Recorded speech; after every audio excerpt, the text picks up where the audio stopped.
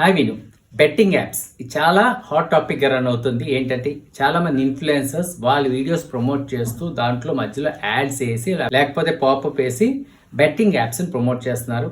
ఇలా బెట్టింగ్ యాప్స్ని ప్రమోట్ చేయడం వల్ల జరిగే అనర్థం ఏంటంటే వాళ్ళకి ఎండోర్స్ చేసిన కంపెనీస్ లక్షల్లో వాళ్ళకి ఇస్తుంది. కాకపోతే మీరు యాప్ ఫ్రీ అని చెప్పి ఇన్స్టాల్ చేసినట్లయితే ఏమవుతుందంటే మీ సెల్లో లింక్డ్ బ్యాంక్ నుంచి మీకు తెలియకుండా అమౌంట్ కట్ అయిపోతుంది. తల్లిదండ్రులు బీ కేర్ఫుల్. పిల్లలకి సెల్ ఇచ్చినప్పుడు వాళ్ళు ఏం చేస్తారంటే ఈ యాప్స్ ఏదో వీడియో చూసినప్పుడు ఈ యాప్ ప్రమోషన్ వచ్చినప్పుడు లేకపోతే ఇన్ఫ్లుయెన్సర్స్ దాన్ని ప్రమోట్ చేసినప్పుడు డబ్బులు వస్తాయి కదా అని చెప్పి యాప్ని ఇన్స్టాల్ చేసినట్లయితే ఫస్ట్ మీకు కొన్ని ఫ్రీ కాయిన్స్ ఇస్తారు మిమ్మల్ని ఆట ఆడించడం కోసం, మిమ్మల్ని బరిలో దింపడం కోసం.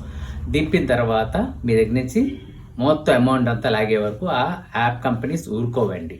ఒకవేళ మీరు వద్దు స్టాప్ చేసేద్దాం లాస్ వచ్చింది అని మీరు అనుకొని మీరు పక్కన పెడితే మీకు ఏమనిపిస్తుంది అంటే మీకు ఒక మెసేజ్ వస్తుంది. ఆ మెసేజ్ ఏంటంటే మీకు ఫ్రీ కాయిన్స్ మళ్ళీ ఇస్తారు వాళ్ళు. ఎందుకంటే మిమ్మల్ని మళ్ళీ ఆట ఆడించడం కోసం.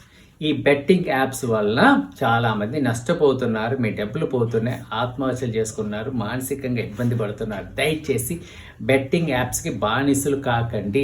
డబ్బు ఊరికనే రాదు, కష్టపడితేనే డబ్బులు వస్తాయి, అది గుర్తించండి. ఎందుకంటే ఈ బెట్టింగ్ యాప్స్ ప్రమోట్ చేసే వాళ్ళు టాప్ ఇన్ఫ్లుయెన్సర్స్ ఉన్నారు. ఇప్పుడు ఏంటంటే ఈ రోజు వచ్చిన లిస్టులో ఏంటంటే 25 మంది కన్నా ఎక్కువ చాలా ప్రముఖ సినీ నటులు కూడా ఉన్నారని చెప్పి రిపోర్ట్స్ వస్తున్నాయి. వాళ్ళ మీద కేసులు పెట్టబోతున్నారు.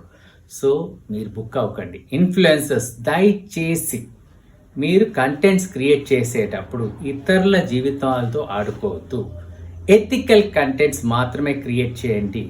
అన్ఎథికల్ కంటెంట్స్ వద్దు. దీనికి స్టాప్ చేద్దాం. ఎందుకంటే అన్ఎథికల్ కంటెంట్స్ క్రియేట్ చేసినట్లయితే మీకు 100% ఈ రోజు కాకపోతే రేపు మీరు శిక్ష అనుభవించవలసింది. కర్మ అనేది మన నుంచి పోదంటే కర్మ తిరిగి ఏదో రూపంలో వస్తుంది.